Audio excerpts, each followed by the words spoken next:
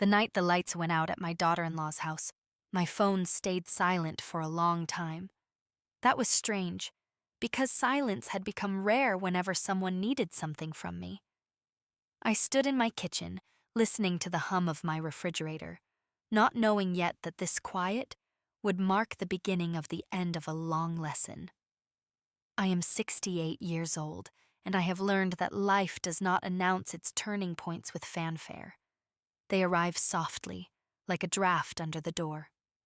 My name is Margaret, and for most of my life, I believed that being useful was the same thing as being loved. I was wrong, but it took me years to understand that difference. My husband, Harold, died 8 winters ago on a gray January morning that smelled of antiseptic and burnt coffee. We had been married for 42 years. After he was gone, the house felt too big, too quiet, and far too honest.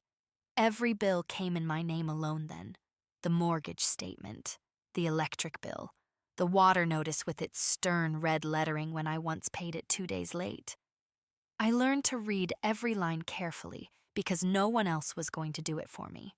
Our son, Daniel, lived 20 minutes away with his wife, Lisa, and their 2 children. At first, they checked on me often. Groceries appeared in my fridge. Lisa hugged me tightly and called me Mom, a word that felt warm and fragile in her mouth.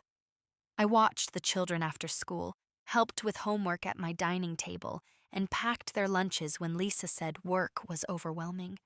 It all felt natural, like a family closing ranks. Over time, the favors shifted direction. Daniel asked if I could co-sign a small loan to help them refinance their car. Lisa wondered if I could put the internet bill in my name since my credit score was better.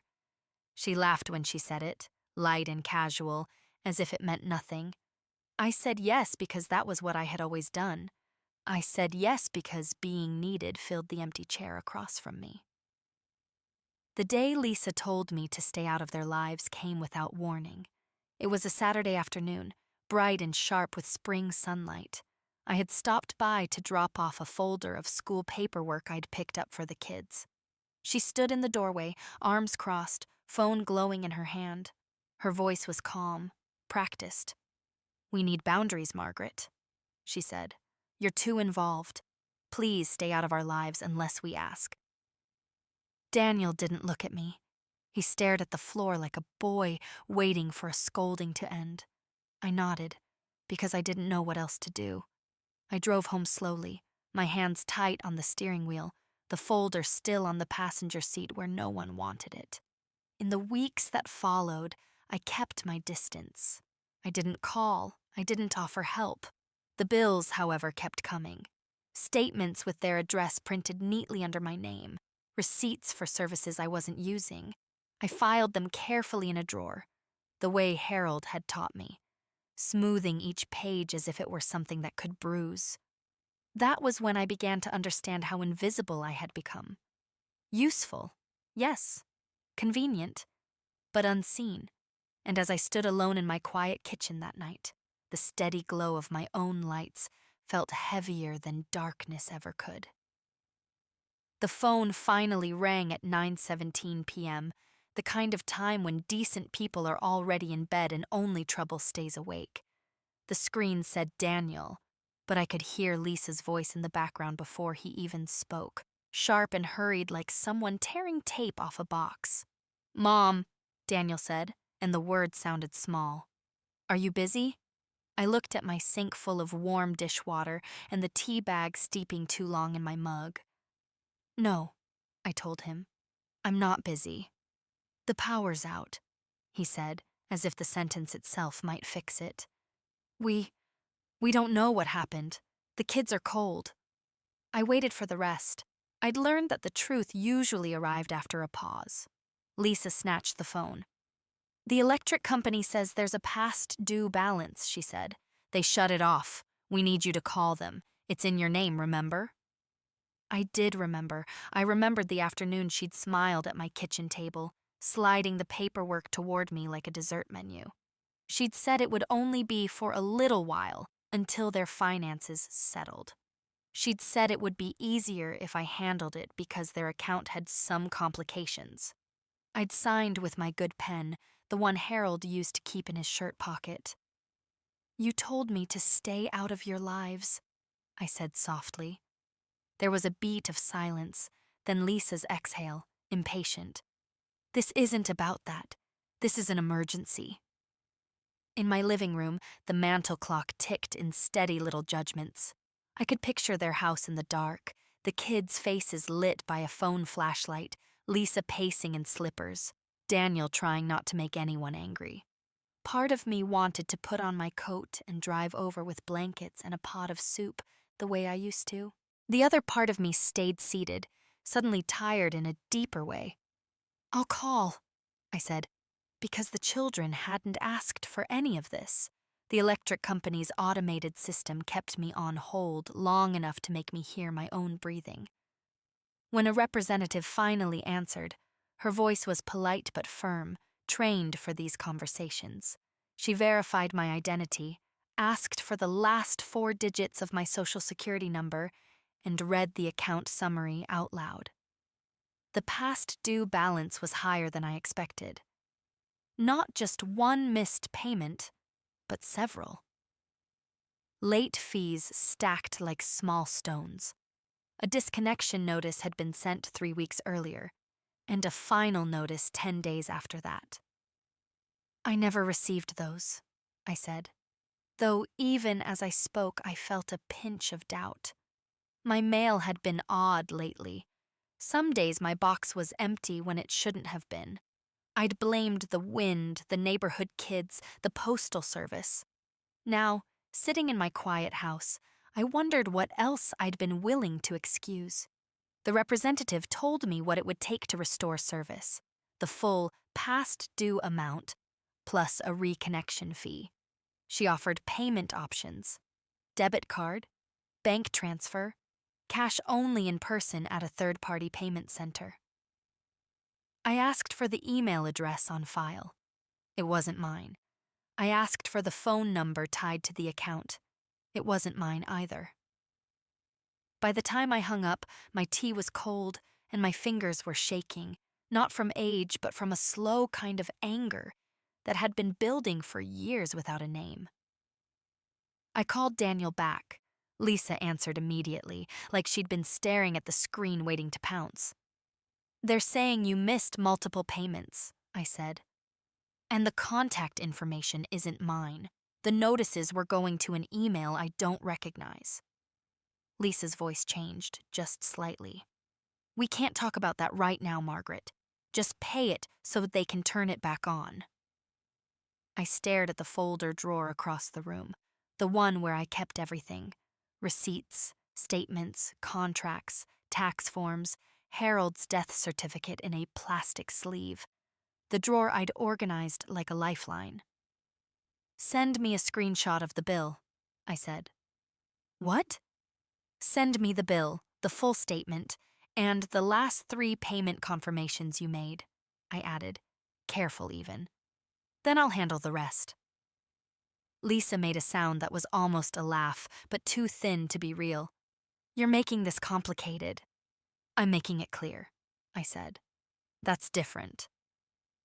She hung up without saying goodbye. For a few minutes I sat in the dark and quiet of my living room, watching my own lamp glow steadily, a small island of certainty. I remembered Harold telling me, back when he still had the strength to lift grocery bags, that paper mattered. "If it's not written down, Margaret," he used to say, tapping the kitchen calendar with his knuckle, "it didn't happen." My phone buzzed. A text from Lisa. A cropped screenshot, just the amount due and the payment portal link, nothing else. No account history, no notices, no explanation. My throat tightened, not with sadness this time, but with something steadier. Recognition. I went to my desk and opened the drawer. I pulled out the previous month's statement that had arrived by mail, folded once as if someone had handled it. I checked the envelope. It looked steamed at the flap, resealed too neatly. I held it up to the lamp. The paper showed faint creases where it had been opened and pressed flat again. The next morning, I drove to their neighborhood early before pride could stop me. The sun was pale and the air smelled like wet pavement from a night rain. I didn't knock. I walked straight to their mailbox the way I used to, when I brought the kids' forgotten lunch money. The box was empty, but there, tucked behind the decorative planter by their porch, was a stack of mail bound with a rubber band. Electric notices, a water bill, and a letter from a credit card company with my name printed on it in bold black ink. My name. Their address. I stood there holding that bundle, my hands cold despite the morning. Inside the house, I could hear a child's voice, faint and tired. The power was still out. The curtains were drawn. Daniel opened the door when he saw me. His eyes flicked to the mail in my hand, and his face went pale in a way that told me he already knew. "Mom," he whispered. "Please, not now." Lisa appeared behind him, wrapped in a robe, hair messy, phone clutched like a weapon. She looked at the mail and then at me, and her mouth tightened. "You went through our things?" she snapped. "These are my accounts," I said. My voice surprised me, calm, low, almost gentle. "My name is on these, and this is my mail." Daniel started to speak, but Lisa cut him off with a look. "Fine," she said, stepping forward. "You want to be involved? Here, be involved. Pay it."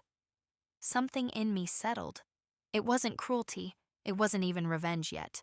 It was the first real boundary I'd felt in years, like stepping onto solid ground after wobbling on soft sand. "I will take care of what is legally mine," I said, meeting her eyes. "And I will also find out how it became mine in the first place." Lisa's expression flickered. Just a second of uncertainty, quickly covered by annoyance. Daniel swallowed. "Mom, we didn't mean—" "I know," I said. Though I didn't. Or maybe I did, and that was the problem. I looked past them into the dim hallway, where family photos lined the wall. My grandchildren smiling in school pictures. My casserole dish on their counter, the one I'd lent and never gotten back. A life I'd been allowed to support, but not enter. I turned and walked back to my car with my mail held tight against my chest. The day was brightening, and somewhere a lawn sprinkler clicked on, steady as a heartbeat. I sat behind the wheel for a long moment before starting the engine, letting the truth land fully. They didn't want me in their lives. They wanted me in their paperwork. That afternoon, after I laid the mail across my kitchen table like evidence from a quiet crime, I felt something finally break loose inside me. Not anger, not yet, but a deep, aching clarity. I had spent years believing confusion meant kindness. Now I saw it for what it was, a fog I had allowed others to move through freely while I stood still. I brewed fresh coffee even though it was past noon, the smell grounding me. One envelope at a time, I opened everything: electric, water, a credit card I did not remember applying for. Each statement carried my name in clean type, followed by their address. Payment histories showed gaps, missed months, fees I would never have agreed to. I checked my bank account online, logging in with the password Harold and I had created years ago. Small withdrawals appeared, regular and quiet, labeled as utilities, insurance, household services. They were never large enough to cause alarm, just enough to pass unnoticed, month after month. Have you ever realized too late that you were being used? I printed the bank statements and highlighted the charges. The printer hummed steadily, obedient, nothing like the people I had trusted. I called the electric company again, then the water department. Each time, I asked the same careful questions. When were the accounts opened? From which IP address were the online profiles created? Which phone number authorized changes? They answered politely. Dates, numbers, notes entered by customer service representatives who had never seen my face. I wrote everything down in a spiral notebook, my handwriting steady, even as my chest felt tight. None of it pointed to a mistake. It pointed to a pattern. In the late afternoon, I drove to my bank branch. The building smelled like carpet cleaner and paper. A young man named Thomas sat across from me, his tie slightly crooked, his smile professional. I slid the statements toward him. "These charges weren't authorized by me," I said. He nodded, typing quickly. "We'll need to review each one," he said. "Some go back a while." "I know," I replied. "I have time." As he spoke about procedures and forms, I watched his expression change from routine to concerned. He turned his monitor slightly so I could see the screen. Accounts linked, automatic payments set up from my checking. A secondary email added to notifications. Not mine. "This shouldn't have been possible without verification," he said quietly. "But it was," I said. He printed affidavits and explained how to dispute the charges. He didn't rush me.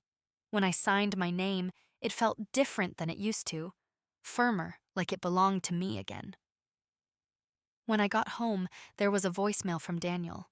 His voice cracked as he spoke, words tumbling over each other. "Mom, Lisa's upset. The kids are scared. We just need a little help right now." I listened twice, then deleted it.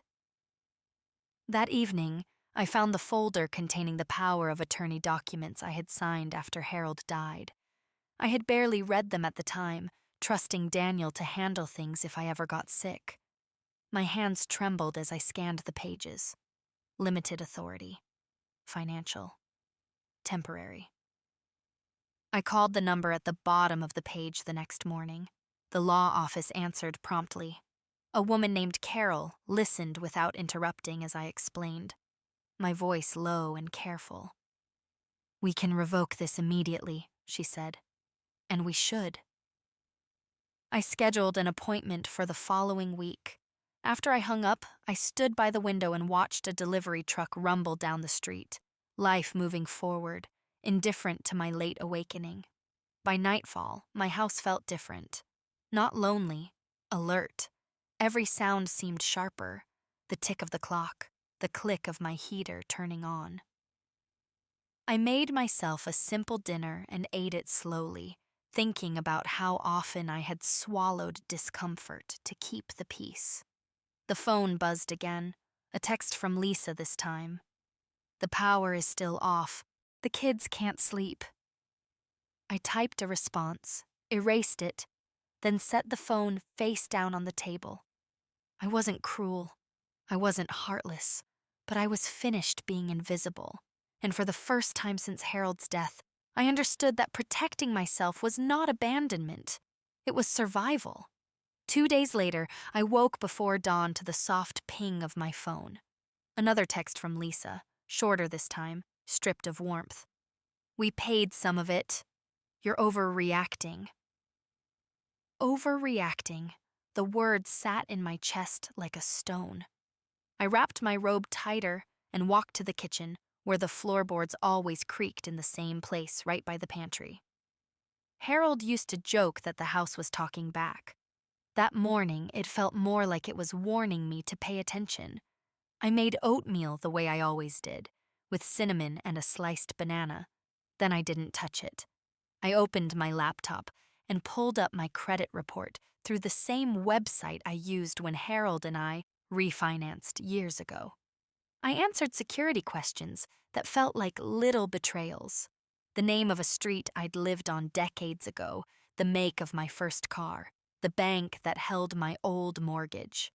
When the report loaded, I stared at it until the screen blurred. There it was, neat and official. A credit card opened in my name, current balance higher than any utility bill, late payments recorded like bruises. A retail account, too, from a home improvement store I hadn't set foot in since Daniel was in high school. My hands were cold. Not shaking, just cold, like my body had decided to conserve heat for something more important than fear. I called the credit card company and spoke to a fraud specialist. She asked calm questions and gave calm answers. She told me they could freeze the account, start an investigation, and send me a packet to complete. She asked if I knew who might have opened it. I have an idea, I said, and my voice sounded older than 68. After that, I drove to the police station, not because I wanted anyone arrested, not because I wanted drama, but because I wanted a record. Harold always said the world respected paper more than pain. The station smelled like stale coffee and disinfectant. A television murmured in the corner. A young officer at the front desk looked up as I approached, polite but tired. "I'd like to file a report," I said. "Identity misuse. Financial." He took me to a small room with a metal table and a chair that squeaked when I sat. Another officer came in, older, steadier. His name tag said Martinez. He listened while I explained, and he didn't roll his eyes when I told him it involved family. He asked for dates, addresses, account numbers. I handed him copies of statements, the credit report, the bundle of mail I'd found tucked by their porch. "We'll document it," he said, tapping his pen against the paper. "That doesn't mean it turns into an arrest tomorrow, but it gives you something official if you need it for banks, creditors, or court." Court. The word made my stomach tighten, but also, oddly, it made me breathe easier. Because court meant rules. It meant lines people couldn't blur with guilt and tears. When I got home, there was a missed call from Daniel and 3 more texts from Lisa, each one a little sharper than the last. "You're humiliating us." "Daniel is sick over this." "Do you want the kids to hate you?" I stared at the screen for a long moment. Then I opened my contacts and blocked her number. My thumb hovered over Daniel's name, hesitated, and then I left it. He was my son. He had disappointed me, but I wasn't ready to cut him off completely. Not yet. Not without giving him one clean chance to tell the truth. That evening, Daniel showed up alone. He didn't knock the way he used to. He hovered at my doorway like a stranger who wasn't sure he was welcome. His hair looked unwashed. His eyes were red, and I could tell he'd rehearsed what he wanted to say, because his jaw kept tightening as if he were holding the words in. "Mom," he began, "Lisa didn't mean for it to go this far." I didn't step aside right away. I let him stand on my porch with the porch light casting a pale circle over his shoes. "How far did she mean it to go?" I asked. He swallowed hard. "We were behind. After the daycare costs went up and my hours got cut, and—" he rubbed his forehead. "She said it was temporary. She said you wouldn't even notice." I stepped back and let him in, not out of softness, but because I wanted to hear every word clearly. He sat on the edge of my couch the way he used to sit as a teenager when he'd broken something and hoped I wouldn't find out. "I noticed," I said. He nodded, staring at his hands. "She changed the email on the accounts. She said the notices would just stress you out." I felt my heart give a small, tired thump. Not surprise, confirmation. "Did you know about the credit card?" I asked. His silence answered me before he spoke. "I found out later," he whispered. "I told her to stop.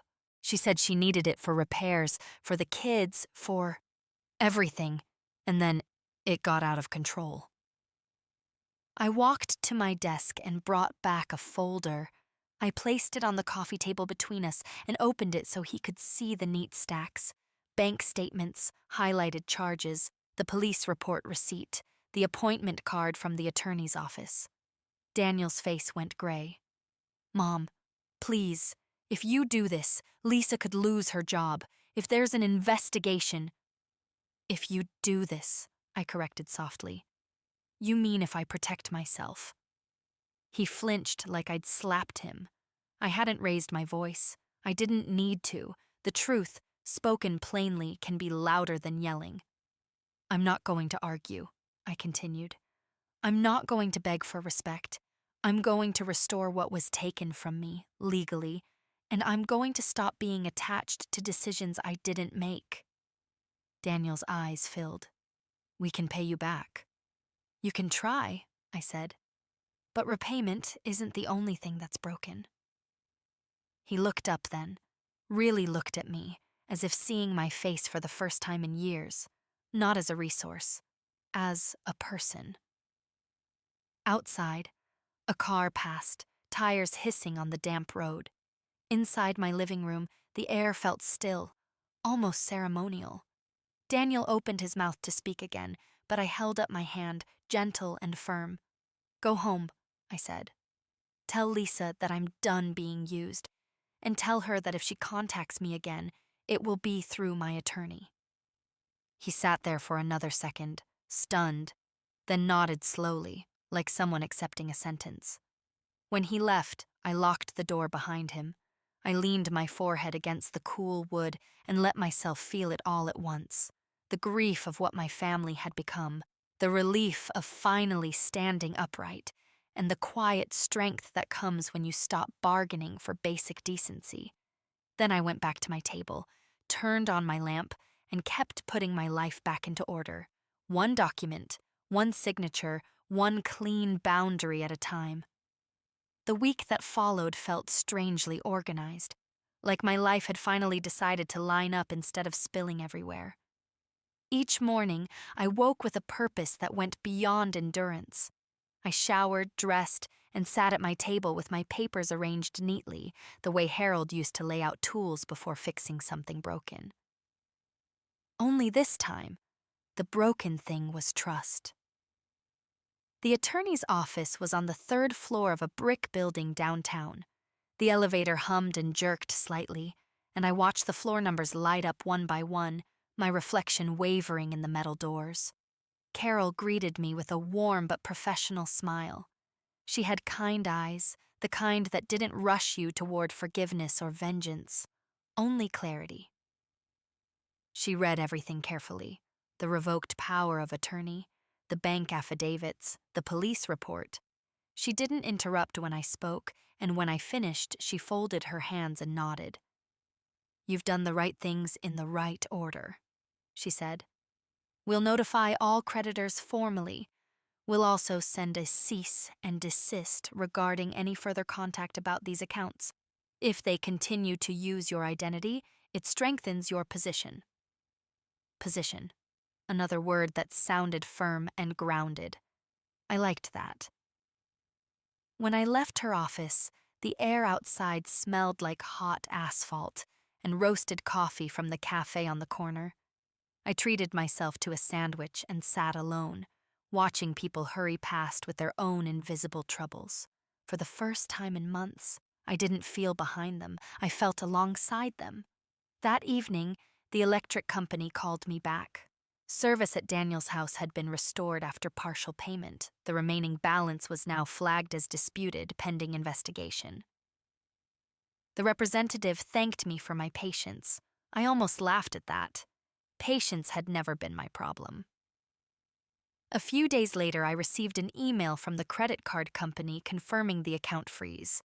They enclosed copies of online change logs, email updates, password resets, device access times. None of it pointed to me. All of it pointed away. Daniel texted once, late at night. Lisa is furious. She says you're tearing the family apart.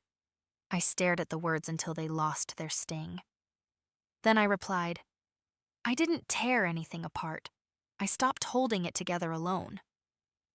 He didn't respond. The quiet that followed wasn't empty. It was spacious. I started sleeping better. I took walks in the mornings, noticing things I'd rushed past before. The way sunlight hit the library windows, the old man who fed pigeons by the fountain, the chalk drawings a child had left on the sidewalk, half washed by rain. One afternoon, my neighbor Elaine invited me in for tea. We sat at her small round table, steam curling from our mugs. She asked how my family was, and for once, I didn't soften the truth. I'm choosing myself, I said simply. Elaine smiled, a slow, understanding smile. It's about time. A letter arrived from the water department confirming the account transfer out of my name. Another from my bank, crediting back a portion of disputed funds, while the rest remained under review. Each envelope felt like a small reclaiming. Not revenge, restoration. Then, unexpectedly, Daniel came again. He stood on my porch with his shoulders slumped, holding a folder of his own. "I brought records," he said quietly. "Lisa's. I thought you should have them." Inside were printouts from their home computer, budgeting spreadsheets, emails, notes about which bills were in my name and which weren't. It hurt to see how methodical it had all been. But it also settled something in me. This wasn't carelessness. It was choice. "I'm sorry," Daniel said. "I should have stopped it sooner." I believed he meant it, but remorse doesn't rewind time. "I love you," I told him. "That hasn't changed, but things won't go back to how they were." He nodded, tears slipping down his face. "I know." After he left, I filed the documents away and closed the drawer gently. The house felt calm, like it approved of my restraint. That night, I sat by the window with a blanket over my legs, watching the streetlights flicker on. I thought about all the years I'd been taught that love meant sacrifice without limit. No one ever warned me that unchecked sacrifice teaches others to take without shame. I wasn't done yet. There were still meetings to attend, forms to finalize, consequences to settle. But something essential had already shifted. I was no longer waiting to be treated fairly. I was insisting on it. The letter from the attorney arrived on a Tuesday, thick and official, my name typed cleanly across the top. I sat at my table with the window cracked open, the sound of a lawnmower humming somewhere down the block, and read it twice. Creditors had been notified. The cease and desist had been sent. Any further contact regarding the disputed accounts would be routed through Carol's office. Simple sentences, heavy meaning. I thought that would be the end of the calls. I was wrong. That afternoon, my phone rang from an unfamiliar number. When I answered, a woman introduced herself as an investigator from the credit card company. Her tone was courteous but serious. She asked if I would be willing to come in to give a statement in person. They had questions about access, about family involvement, about consent. "Yes," I said without hesitation. "I'll come." The office was downtown, all glass and gray carpeting. They led me into a small conference room with a long table and a camera mounted quietly in the corner. Two people sat across from me, one taking notes, the other asking questions in a measured voice. They slid documents toward me, login histories, timestamps, copies of emails sent from an address I did not recognize but now knew too well. "Did you authorize this account?" the woman asked. "No." "Did you give anyone permission to open credit in your name?" "No." "Were you aware that statements and notices were being redirected?" "No." Each answer felt like placing a brick back where it belonged. Not dramatic, just solid. They asked about my relationship with my son and daughter-in-law. I spoke carefully, without bitterness. I explained the trust, the assumptions, the moment the light went out and everything else came into focus. The man across from me nodded once, slowly, as if he'd heard versions of this story before. When it was over, they thanked me for my time.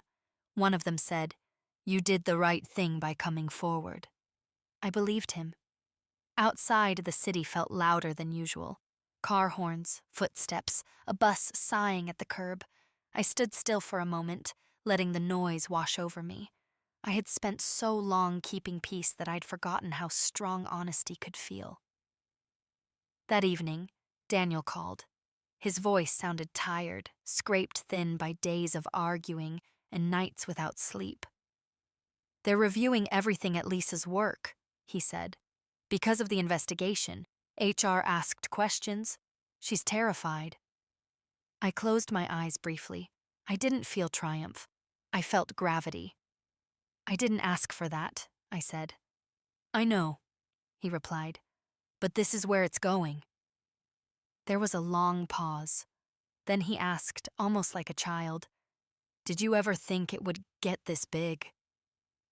I looked around my living room, at the couch where Harold used to nap on Sunday afternoons, at the bookshelf I'd dusted every week without fail, at the quiet I'd earned.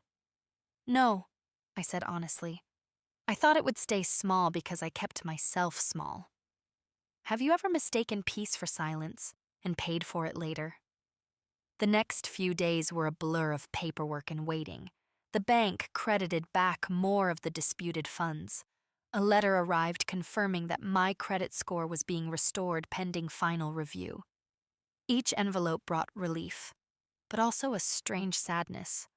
Proof after proof that I had been right to doubt my own family. Then came the meeting I hadn't expected. A mediator from the county called to request my presence, because family was involved, and because no criminal charges had been filed yet, they offered a voluntary mediation session. Neutral ground, structured conversation, documentation on record. I agreed.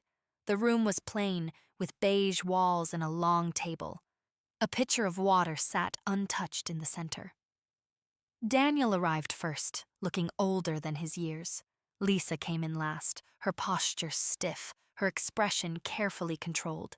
She didn't look at me. The mediator explained the process, the rules, the purpose. I listened, hands folded, breathing steady. Lisa spoke first. She talked about stress, about fear, about feeling overwhelmed. She said she never meant to hurt me. She said she thought I wouldn't mind. She said a lot of things. When it was my turn, I didn't raise my voice. I didn't list grievances. I placed my folder on the table and opened it. "These are the accounts opened in my name," I said. "These are the notices I never received. These are the funds taken without my consent. I am not here to punish. I am here to stop." The mediator nodded, making notes. Daniel stared at the table. Lisa's face drained of color as she recognized the documents, the signatures, the patterns she could no longer explain away. "I am 68 years old," I continued.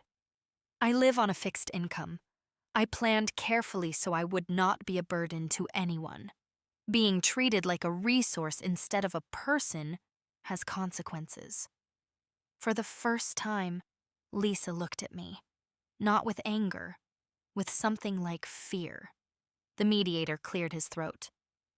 "Based on what's been presented," he said, "there are clear boundaries that need to be respected going forward." Boundaries. The word landed gently but firmly. When the meeting ended, Lisa left without speaking. Daniel lingered, eyes wet. "I didn't know how to stop it," he said. "You could have," I replied. "But now, you can choose what comes next." He nodded, and for once, didn't ask me to fix anything. That night, I slept deeply. No dreams, no knots in my chest. Just rest. I wasn't finished. There would still be fallout, explanations, adjustments. But something irreversible had happened. I had told the truth out loud, in rooms where it mattered, and the world had listened. After the mediation, the days settled into a quieter rhythm, like a house after a long storm when the air still smells of rain, but the walls are standing. I expected guilt to chase me or doubt to knock at odd hours, but neither came. What arrived instead was a steady sense of order, the kind I hadn't felt since Harold was alive, and we balanced the checkbook together at this same table. A certified letter came from the credit card company confirming their findings. The account had been opened without my authorization. The balance was cleared. Any negative marks tied to it would be permanently removed from my credit history. I read the letter twice, then once more out loud, just to hear the words exist in the room. Another letter followed from my bank, confirming that all automatic payments linked to Daniel's address had been terminated. They enclosed a checklist of new security measures they had helped me put in place: two-step verification, updated contact information, alerts for any changes, practical things, protective things. I pinned nothing to the refrigerator. I didn't need reminders anymore. The relief lived in my body now. I returned to routines I had abandoned without realizing it. I started baking again, not for anyone else, just for myself. Banana bread one afternoon, oatmeal cookies another. I joined a weekday matinee at the small theater downtown, sitting among other women my age who laughed freely and cried without apology. No one needed anything from me there. That felt new. Daniel called once a week. Our conversations were careful, but honest. He told me Lisa was on leave from work while they sorted things out internally. He didn't ask me to intervene. That, more than any apology, told me he was finally learning. One evening, as I folded laundry, I found an old flannel shirt of Harold's tucked in the back of a drawer. I pressed it to my face and breathed in the faint smell of detergent and time. I thought about how he used to say that fairness wasn't loud, but it was stubborn. It stayed. The final confirmation arrived in early fall, a notice from the county clerk stating that the power of attorney revocation had been recorded. Official, unchangeable without my consent. I placed it in my folder, closed the drawer, and felt something like peace settle over me. A few days later, I saw Lisa at the grocery store. She was in the cereal aisle, comparing prices with the intense focus of someone who had lost the luxury of carelessness. She looked thinner, older. When our eyes met, she stiffened. I nodded once. Not in forgiveness, not in judgment, just acknowledgement. She opened her mouth as if to speak, then closed it again. I walked past her, my cart rolling smoothly, my heart steady. I didn't owe her anything. That realization felt like freedom. Have you ever noticed how much lighter you feel when you stop carrying what was never yours to begin with? That afternoon, I met Elaine for coffee. She listened as I told her about the mediation, the letters, the changes. She reached across the table and squeezed my hand. "You look different," she said. "Stronger." I smiled. "I feel quieter." At home, I rearranged my living room. I moved the chair by the window where the light was better in the mornings. I donated old things I'd been keeping out of habit rather than need.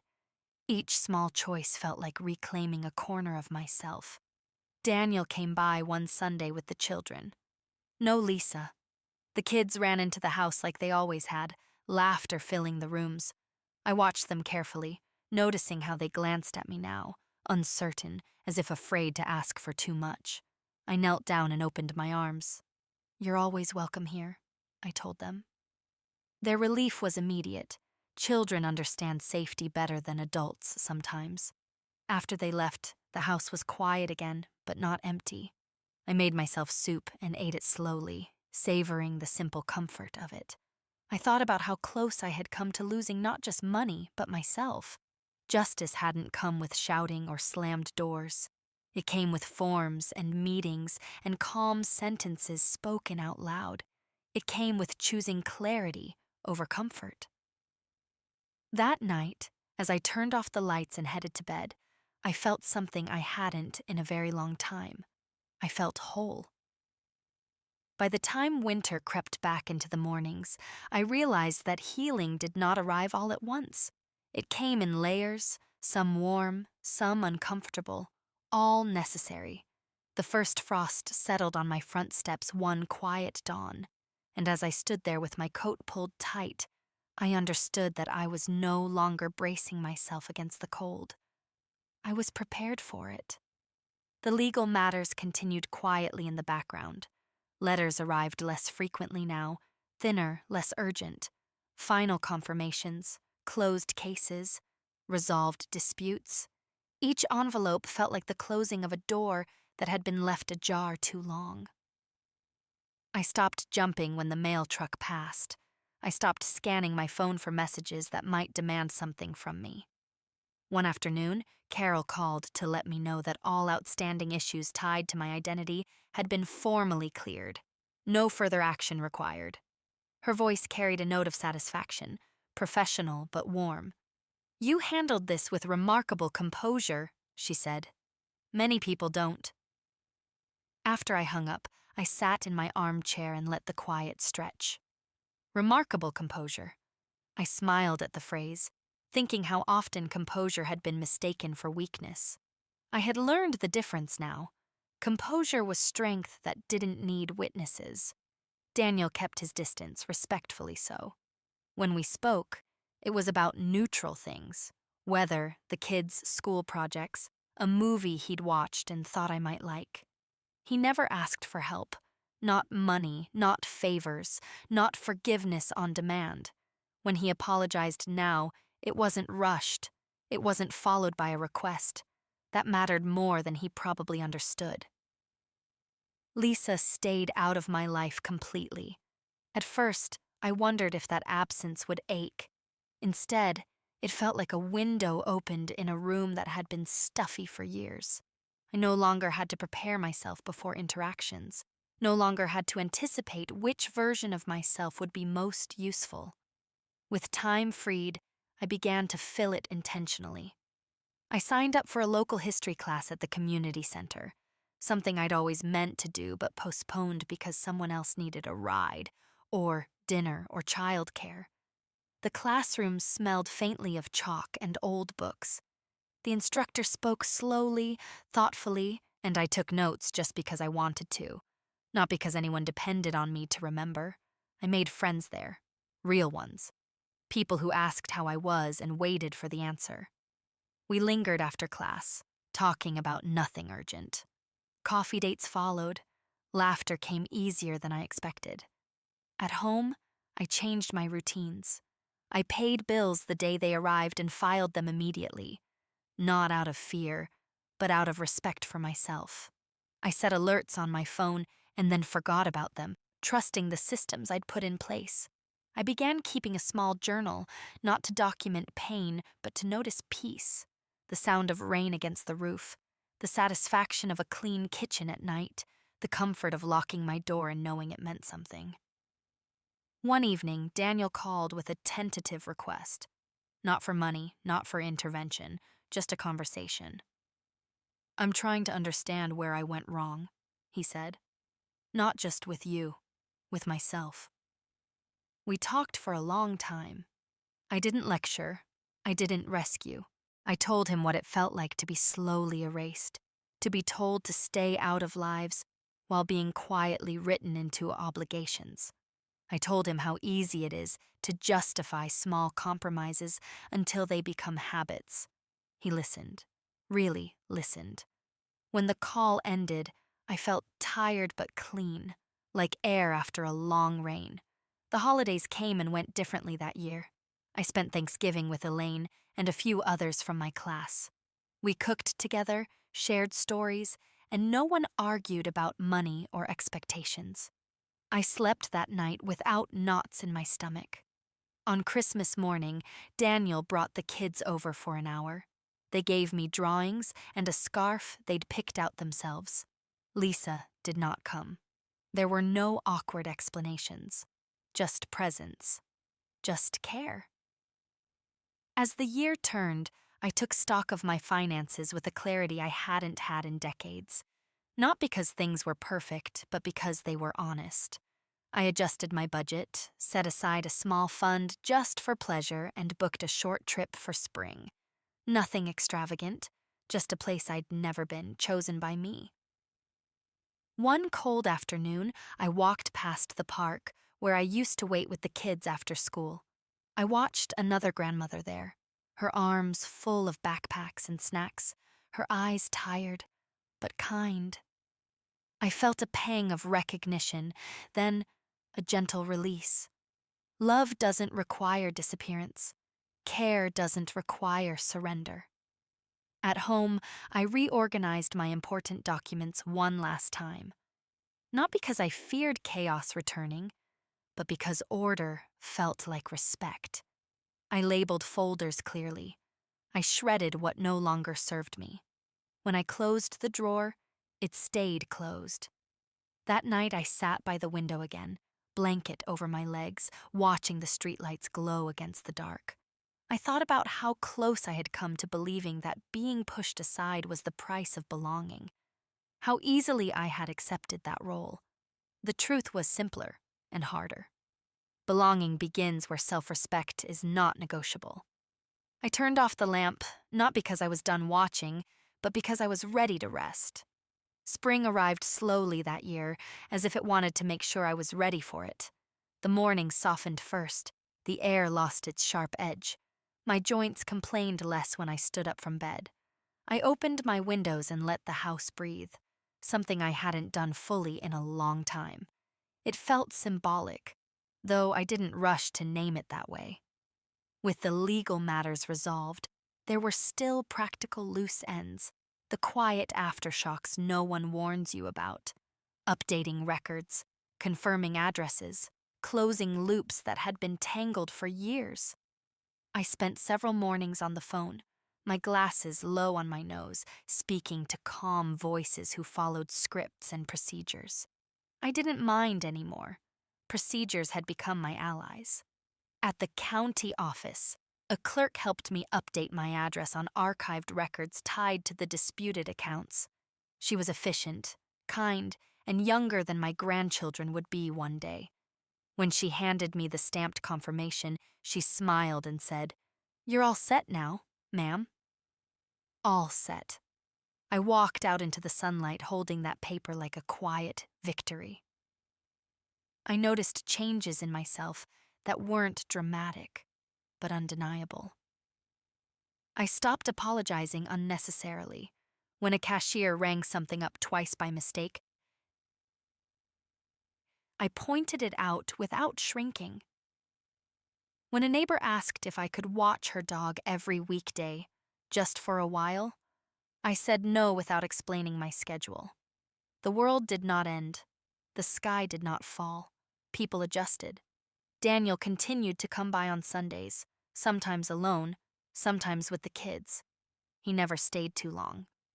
He asked before opening the refrigerator. Small gestures, but they mattered. Respect shows itself in the smallest behaviors. One afternoon, as we sat at my table helping my granddaughter with a school project, Daniel paused and looked around the room. "You changed things," he said quietly. "I did," I replied. "It feels calmer," he said, like he was testing the word. "It is," I said, "because it's honest." He nodded, and I could tell something was settling in him too. Not relief, responsibility. Lisa remained absent, a deliberate distance that no longer felt like rejection. It felt like a boundary holding. I heard through Daniel that she had found another job, one with stricter oversight. She was resentful, then embarrassed, then quieter. I didn't follow the details closely. They were no longer mine to manage.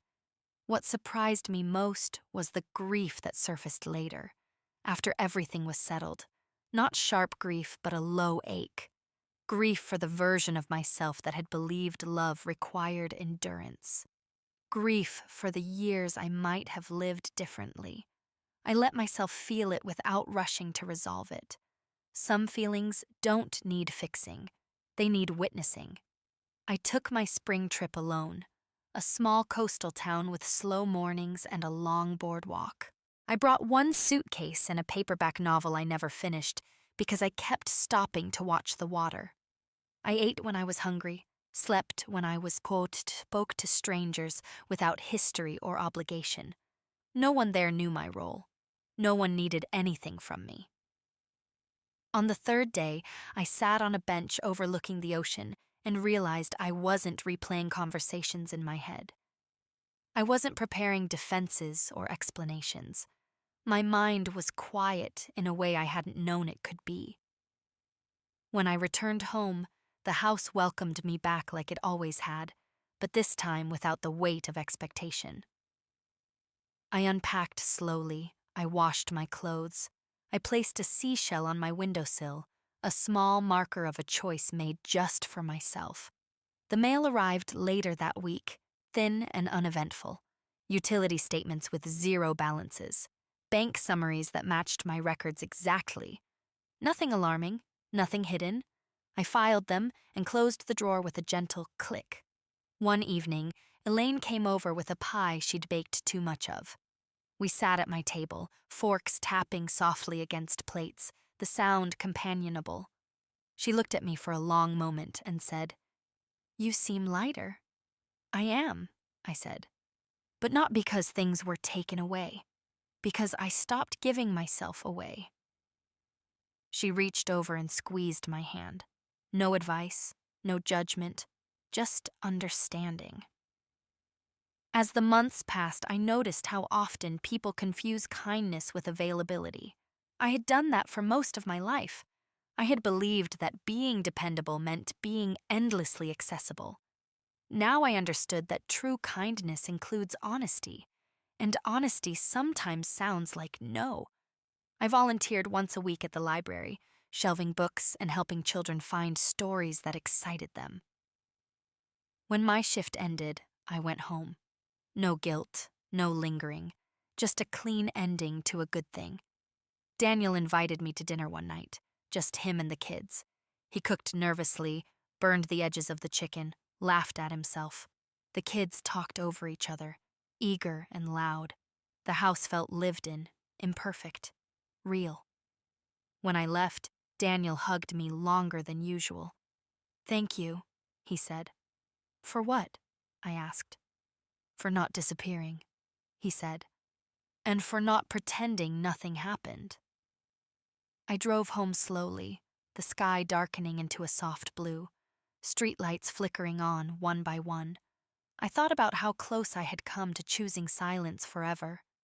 How tempting it would have been to simply pay the bills, absorb the damage, and shrink quietly into resentment. Instead, I had chosen clarity, and clarity, I was learning, does not harden you. It steadies you. At home, I made myself tea and sat in my favorite chair. The clock ticked. The house hummed. I felt my age in my bones, but not as a burden, as a record. As proof. I was no longer living around other people's needs. I was living inside my own life.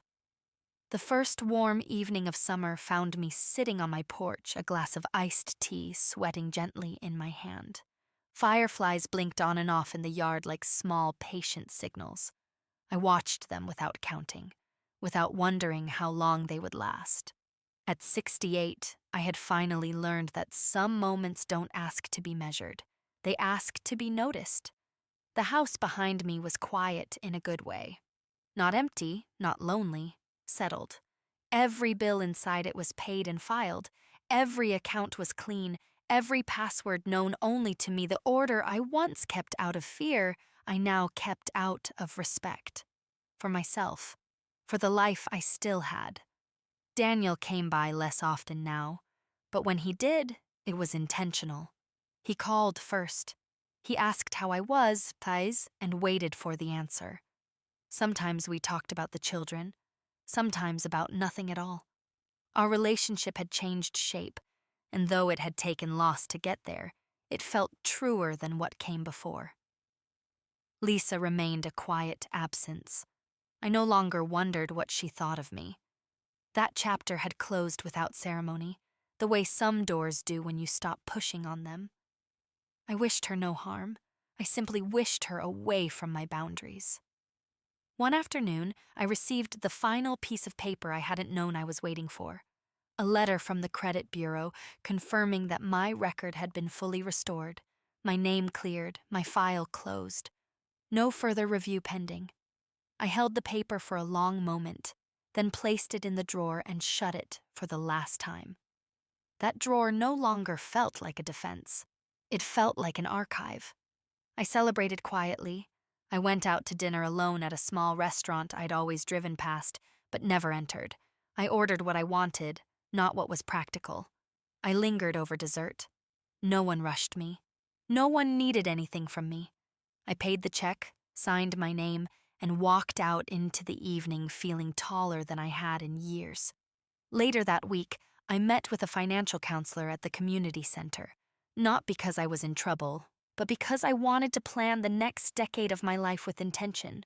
We talked about travel, about small indulgences, about setting aside money not for emergencies, but for joy. She treated me like someone with a future, not a leftover past. I joined a book club.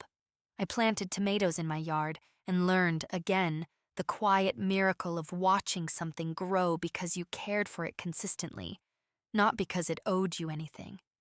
I laughed more. I slept deeper.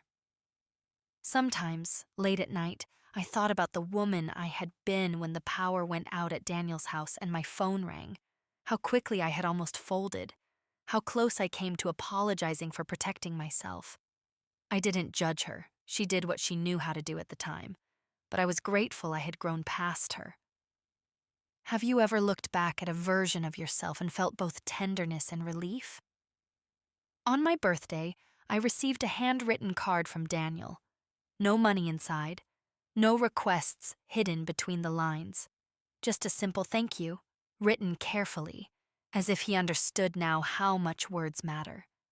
I placed it on my mantel and left it there. That night, I stood in my kitchen, the lights warm and steady, and smiled at the quiet irony of it all. Once, I had been told to stay out of their lives, and I had. I stepped out of the part where I was invisible, convenient, and quietly drained. In doing so, I stepped fully into my own. I am not angry anymore. I am not waiting for apologies that may never come. I am living a life where my kindness has edges, where my generosity has limits, and where my name belongs only to me. Some mornings now, I wake up and notice how my body feels before I think about what the day requires of me. I move more slowly, but with more intention. I no longer rush to prove my worth through usefulness. At this age, I have learned that peace is not something you earn by exhaustion. It is something you allow by refusing to be diminished. I still care deeply. I still love fiercely, but I've stopped confusing love with self-erasure. The world did not collapse when I chose myself. In fact, it grew quieter, clearer. I have room now for small joys, for rest, for laughter that isn't followed by obligation. And when I look ahead, I no longer see fear about being alone. I see dignity. I see time that belongs to me. I see a woman who finally understands that her presence is a gift, not a guarantee, and that understanding has changed everything.